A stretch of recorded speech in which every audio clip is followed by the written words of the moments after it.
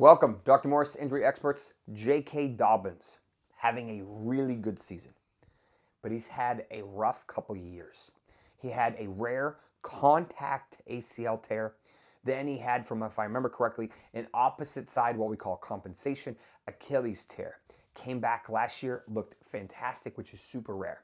Now he's super frustrated, rightfully so, after getting tackled and suffered what is likely to be a midfoot sprain. Now let me explain this to you, what this is, where we're getting the information from, and how long he could potentially be out. So if we look at the foot, we have the toes, we have the heel, we have the arch of the foot, okay? Sometimes easier to see on the inside. Now, it's important to understand the arch of the foot is made up by a group of bones and a ligament that runs over through here called the Lisfranc ligament. Now, this ligament is supposed to stabilize the arch of the foot, or we call the midfoot. Now, there's a bunch of bones in here that need to be stable, and the ligament needs to hold them together. If that ligament is loose or weak, then as you put your foot down, the arch starts to collapse, and it's very painful, and you lose explosiveness, and it's very frustrating. So if this was a grade 1 or a mild midfoot sprain, he'd probably miss 2 weeks or so. He would wear a carbon fiber insert, and he'd probably be okay. Last year, Najee Harris played for the whole season with one of these, and for the most part, he did fine. But grade 2s are a different monster.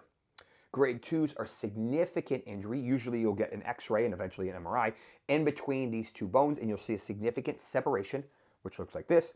And when that separation is too big, you cannot rush people back. Now, this is likely what Kyler Murray is also dealing with. And as a result, if you return too quickly, it will end his season.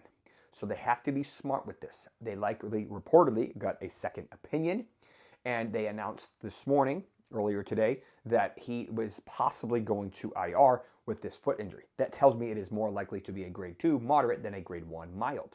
Why? Because milds usually take a week to 3 weeks. Grade 2s usually 4 to 6 weeks. Grade 3s, like Travis Etienne had in his rookie season, are season ending because they have to put a screw or plates into the midfoot to stabilize the midfoot. So J.K. Dobbins is likely to miss anywhere between 4 and 6 weeks with this injury, depending on specifics. And when he comes back, he will be fine, but he will likely need that much time to get back. So now there's been a little bit of a debate who's going to take over. Obviously, R.J. Harvey will play some role. They have Beatty, they have a couple other guys. I was a big fan of R.J. Harvey heading into the season. I watched him a ton at UCF last year, and he is very explosive. Yes, he's an older rookie, but we've seen what he's done with the ball over the past 4 to 6 weeks.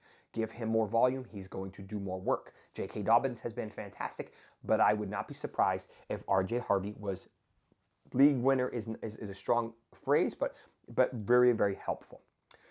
Between him and Travion Henderson have been the potential to really break out in the second half of the season, secondary to injuries to their other running backs. J.K. Dobbins, unfortunate. I would not drop him. I would ideally put him on IR if he's eligible, but we should hear later, probably in the next day or two, what they're going to do. Their bye is already over, so they don't have the luxury of waiting another week. So if they're going to lose him, they're going to lose him this week, and then they'll lose him for a minimum of 4 weeks. I'll give you more when we know more, but unfortunate news for J.K. Dobbins heading into week 11.